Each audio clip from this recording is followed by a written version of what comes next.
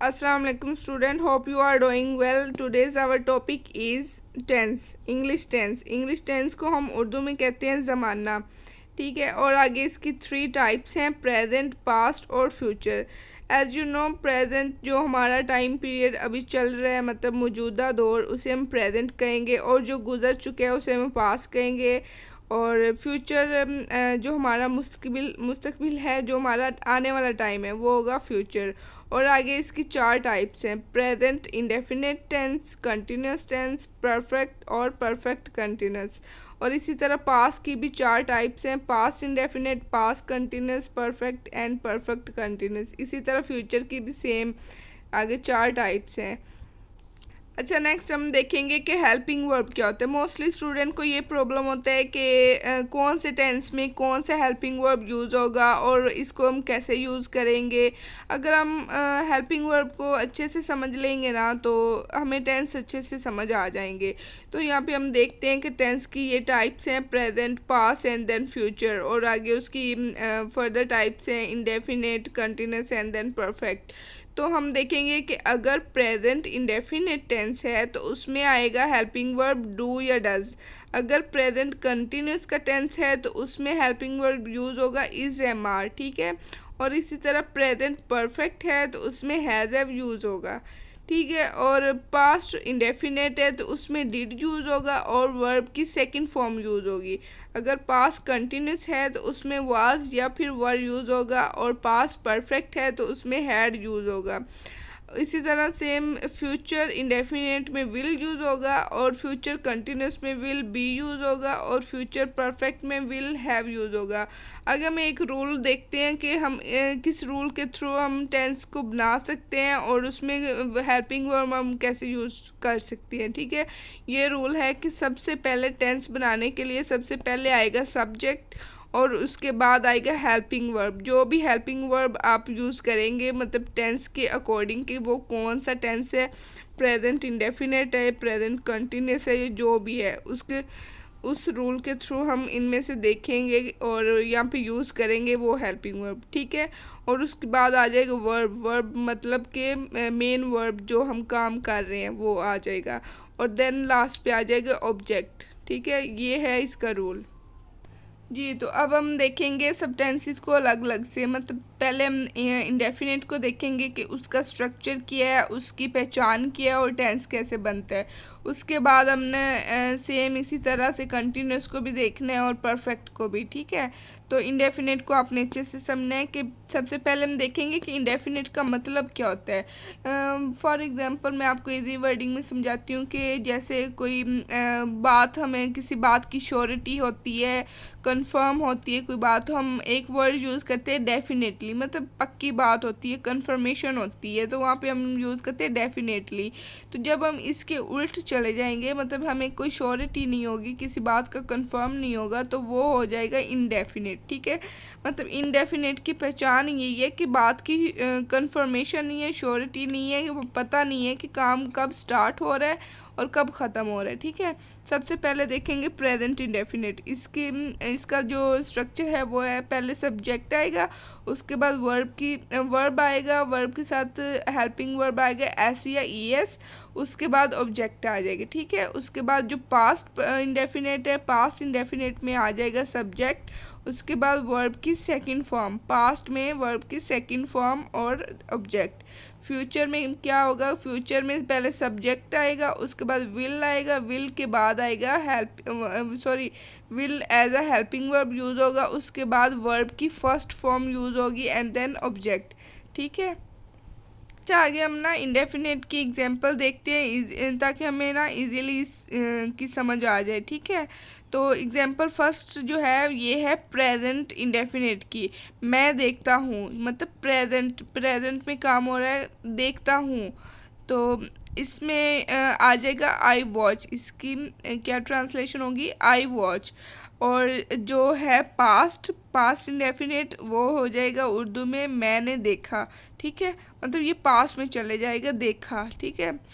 और इसमें वर्ब की हमने सेकंड फॉर्म यूज़ करनी थी ना, तो ये देखिए watch and watched, second form watched, I watched, ठीक है। और जो फ्यूचर है, फ्यूचर मैं देखूंगा, ठीक है, ये फ्यूचर में बात चलेगी कि मैं देखूंगा, कब देखूंगा ये नहीं पता, हमें कंफर्मेशन नहीं है। एंड इसकी क्या ट्रांसलेशन हो जाएगी, आई विल वॉच, ठीक है, आई विल वॉच। अच्छा, तो नेक्स्ट हम समझेंगे कंटिन्यूस क्या होता है, ठीक है। कंटिन्यू, जैसे आपको इसका मतलब पता होगा कि कंटिन्यू का मतलब क्या होता है कि कुछ हो रहा है, कुछ चल रहा है, कोई काम हो रहा है, कुछ कंटिन्यू है, ठीक है। तो सबसे पहले देखेंगे कि प्रेजेंट कंटिन्यू क्या होता है। इसका जो स्ट्रक्चर है उसमें सबसे पहले आ जाएगा सब्जेक्ट, उसके बाद हेल्पिंग वर्ब। थोड़ी देर पहले हमने हेल्पिंग वर्ब पढ़े थे ना, तो उसमें कंटिन्यू, प्रेजेंट कंटिन्यूस का जो हेल्पिंग वर्ब था वो इज़ एम आर, मतलब सब्जेक्ट, उसके बाद आएगा हेल्पिंग वर्ब इज़ एम या फिर आर, उसके बाद वर्ब, और उसके बाद वर्ब के साथ आएगा आईएनजी। आईएनजी से आपको पता चल जाएगा कि कोई काम हो रहा है, ठीक है। तो उसके बाद आ जाएगा ऑब्जेक्ट। और जो पास्ट कंटिन्यूस है, पास्ट कंटिन्यूस में सबसे पहले सब्जेक्ट आएगा, उसके बाद हेल्पिंग वर्ब आएगा वाज या वर, ठीक है, और वर्ब के साथ आईएनजी एंड देन ऑब्जेक्ट। इसी तरह फ्यूचर कंटिन्यूस में भी सबसे पहले सब्जेक्ट आएगा, उसके बाद हेल्पिंग वर्ब विल बी आएगा, और उसके बाद वर्ब के साथ आईएनजी आएगा, और फिर आ जाएगा ऑब्जेक्ट। उसके बाद हमने ये कंटिन्यूस की एग्जांपल्स देखनी है। एग्जांपल हम कैसे देखेंगे, सबसे पहले एग्जांपल है प्रेजेंट कंटिन्यूस की, मैं बोल रहा हूँ। इसकी ट्रांसलेशन हो जाएगी I am speaking. Helping verb क्या यूज़ हुआ है, एम, ठीक है, और जो वर्ब है उसके साथ आईएनजी यूज़ हुआ है, स्पीक एंड देन स्पीकिंग, ठीक है। उसके बाद पास्ट कंटिन्यूस, पास्ट कंटिन्यूस का टेंस देख लेते हैं, मैं बोल रहा था, ठीक है, था आ जाएगा ना, इसका मतलब कोई काम हुआ था, मतलब पास्ट में हुआ है, ये पास्ट कंटिन्यूस हो जाएगा। तो आई वॉज स्पीकिंग, ठीक है, एंड देन फ्यूचर आ जाएगा, फ्यूचर में मैं बोल रहा हूँगा, मतलब कोई काम होगा फ्यूचर में, आई विल बी स्पीकिंग, ठीक है। ये इसकी एग्जांपल आ गई, और होप सो आपको ये अच्छे से समझ आ गया होगा जी। तो स्टूडेंट नेक्स्ट हम समझेंगे परफेक्ट टेंस, ठीक है। परफेक्ट का मतलब क्या होता है कि कोई काम अच्छे से हो चुका है, परफेक्टली हो चुका है, ठीक है। तो इसमें जो प्रेजेंट परफेक्ट होगा उसका जो स्ट्रक्चर है वो होगा सब्जेक्ट पहले, उसके बाद हेल्पिंग वर्ब आएगा हैज़ या हैव, उसके बाद वर्ब की थर्ड फॉर्म यूज़ होगी, वर्ब की third form and then object. उसके बाद पास्ट परफेक्ट, पास्ट परफेक्ट में होगा सब्जेक्ट, उसके बाद had as a helping verb, और वर्ब की थर्ड फॉर्म और ऑब्जेक्ट। उसके बाद लास्ट पे आएगा फ्यूचर परफेक्ट। फ्यूचर परफेक्ट में क्या होगा, सब्जेक्ट आएगा, उसके बाद आएगा विल हैव, ये होगा हेल्पिंग वर्ब, और उसके बाद वर्ब की थर्ड फॉर्म और फिर ऑब्जेक्ट, ठीक है। उसके बाद इसकी एग्जांपल देख लेते हैं कि वो जा चुका है, ठीक है, प्रेजेंट परफेक्ट में है वो जा चुका है, ही हैज़ गॉन, और पास्ट परफेक्ट में होगा वो जा चुका था, पास्ट था, ठीक है, तो ही हैड गॉन। उसके बाद आ जाएगा फ्यूचर, फ्यूचर परफेक्ट, कि वो जा चुका होगा, ठीक है, ही विल हैव गॉन, ठीक है। तो होप सो आपको अच्छे से समझ आ गया होगा परफेक्ट टेंस। अच्छा बच्चे, लास्ट पे हम देखेंगे परफेक्ट कंटिन्यूस। परफेक्ट कंटिन्यूस में क्या होता है कि कोई काम परफेक्ट है और है भी कंटिन्यूस, के काम जारी भी है और परफेक्ट भी है, ठीक है। सबसे पहले आएगा प्रेजेंट परफेक्ट कंटिन्यूस। इसका स्ट्रक्चर क्या है, सब्जेक्ट आएगा, उसके बाद हेल्पिंग वर्ब आएगा। हेल्पिंग वर्ब क्या, परफेक्ट वाला हेल्पिंग वर्ब यूज़ होगा यहाँ पे हैज़ और हैव। फिर आएगा बीन, बीन के साथ आएगा वर्ब, वर्ब के साथ क्या होगा यूज़, आईएनजी, क्योंकि कंटिन्यूस में है, ठीक है। और उसके बाद सिंस या फिर फॉर आएगा। And last second one is past, past perfect continuous. इसमें सब्जेक्ट आएगा, हैड आएगा, बीन आएगा, और वर्ब के साथ आईएनजी आएगा, फिर आएगा सिंस या फॉर। और इसी तरह फ्यूचर में भी सब्जेक्ट आएगा, फिर हेल्पिंग वर्ब विल हैव आएगा, और उसके बाद बीन आएगा, फिर वर्ब के साथ आईएनजी आएगा, फिर सिंस या फिर फॉर आएगा, ठीक है। अच्छा, उसके बाद हम इसकी एग्जांपल देखते हैं। एग्जांपल है प्रेजेंट परफेक्ट कंटिन्यूस की, कि वो सुबह से टीवी देख रहा है, ठीक है, सुबह से टीवी देख रहा है, he has been watching TV since morning, ठीक है। हैज़ आएगा हेल्पिंग वर्ब, आगे बीन आएगा, फिर वॉचिंग वर्ब है, वर्ब के साथ आईएनजी आएगा, फिर टीवी सिंस, अगर सिंस या फॉर आएगा, फिर मॉर्निंग, ठीक है। और इसी तरह वो सुबह से टीवी देख रहा था, ये क्या होगा, पास्ट परफेक्ट कंटिन्यूस, ठीक है। He had been watching TV since morning. Last पे आ जाएगा फ्यूचर परफेक्ट कंटिन्यूस, उसमें होगा कि वो सुबह से टीवी देख रहा होगा, ठीक है, क्योंकि फ्यूचर है। He will have been watching TV since morning. Okay, अब हम देखेंगे कि हमें इन टेंसेस की पहचान कैसे होगी, मतलब कैसे पता चलेगा कौन सा टेंस प्रेजेंट का है, पास्ट का है या फ्यूचर का है, ठीक है। तो सबसे पहले देखेंगे कि प्रेजेंट इंडेफिनिट, इसमें हमें इसकी पहचान कैसे होगी, कि कैसे पता चलेगा कि टेंस जो है वो प्रेजेंट इंडेफिनिट का है। तो इसके टेंस के एंड पे आता है ता है, ती है, ते है, और इसमें वर्ब की फर्स्ट फॉर्म यूज़ होगी और साथ एस या ई एस होगी यूज़ होगा, ठीक है। और जो प्रेजेंट कंटिन्यूस टेंस है उसके एंड पे आएगा रहा है, रही है, रहे हैं, वगैरह वगैरह, ठीक है। और इसमें इज एम आर यूज़ होगा और वर्ब के साथ आई एन जी यूज़ होगा। और जो प्रेजेंट परफेक्ट है उसमें चुका है, चुकी है, चुके हैं, और लिया है, ली है, दिया है, दी है, दिए हैं, इस तरह के वर्ड आएंगे लास्ट पे। और हैज़ हैव यूज़ होगा और वर्ब की थर्ड फॉर्म यूज़ होगी। इसी तरह प्रेजेंट परफेक्ट कंटिन्यूस में क्या होता है कि इसमें जो सेंटेंस है उसके लास्ट पे आता है से रहा है, से रही है, इस तरह के वर्ड्स मतलब सेंटेंस के लास्ट पे आते हैं।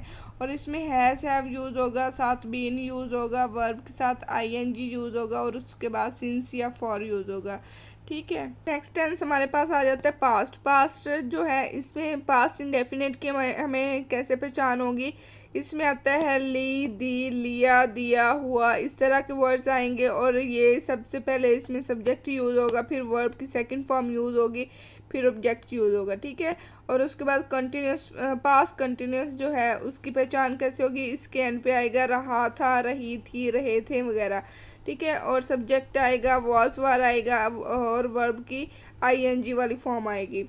और उसके बाद पास्ट परफेक्ट टेंस जो है उसमें चुका था, लिया था, लिए थे, गया था, किया था, इस तरह के वर्ड आएंगे। और इसमें सब्जेक्ट यूज़ होगा, हैड यूज़ होगा, वर्ब की थर्ड फॉर्म यूज़ होगी और ऑब्जेक्ट आएगा, ठीक है। उसके बाद पास्ट परफेक्ट कंटिन्यूस में क्या होगा कि इसके जो सेंटेंस हैं उसकी पहचान होगी से रहा था, से रहे थे, इस तरह के वर्ड लास्ट पे आएंगे। और सब्जेक्ट होगा, हैड यूज़ होगा, और उसके बाद बीन यूज़ होगा, वर्ब की फर्स्ट फॉर्म यूज़ होगी और आई एन जी यूज़ होगा, एंड पे सिंस या फिर फॉर यूज़ होगा। अच्छा स्टूडेंट, लास्ट पे हमारे पास आ जाता है फ्यूचर। फ्यूचर की पहचान कैसे होगी, फ्यूचर इंडेफिनिट की पहचान ऐसे होगी कि इसके एंड पे आएगा गा, गे, गी, ठीक है। और सब्जेक्ट यूज़ होगा, उसके बाद विल यूज़ होगा, विल के साथ वर्ब की first form and then object. और उसके बाद जो फ्यूचर कंटिन्यूस टेंस है उसके एंड पे आएगा रहा होगा, रहे होंगे, रहे होगी, ठीक है। और सब्जेक्ट यूज़ होगा, विल बी यूज़ होगा, वर्ब यूज़ होगा, और उसके बाद आई एन जी यूज़ होगा, फिर ऑब्जेक्ट, ठीक है। और फ्यूचर जो परफेक्ट है उसमें दिया होगा, दिए होंगे, चुका होगा, इस तरह के वर्ड आएंगे। और इसका स्ट्रक्चर क्या है, सब्जेक्ट यूज़ होगा, विल हैव यूज़ होगा, और उसके बाद वर्ब की थर्ड फॉर्म यूज़ होगी एंड देन ऑब्जेक्ट, ठीक है। और लास्ट पे आ जाता है फ्यूचर परफेक्ट कंटिन्यूस। इसकी पहचान होगी से रहा होगा, से रहे होंगे, इस तरह के वर्ड आएंगे सेंटेंस के लास्ट पे। और सब्जेक्ट होगा स्ट्रक्चर, इसके स्ट्रक्चर में सब्जेक्ट यूज़ होगा, will have and then been, और वर्ब की आई एन जी वाली फॉर्म यूज़ होगी, सिंस या फॉर यूज़ होगा, और देन ऑब्जेक्ट होगा। तो ये हमारे टेंस इंग्लिश टेंस कंप्लीट हो गए हैं। होप सो आपको अच्छे से समझ आ जाएंगे। Thanks for watching the video complete and best of luck you all. अल्लाह हाफिज़।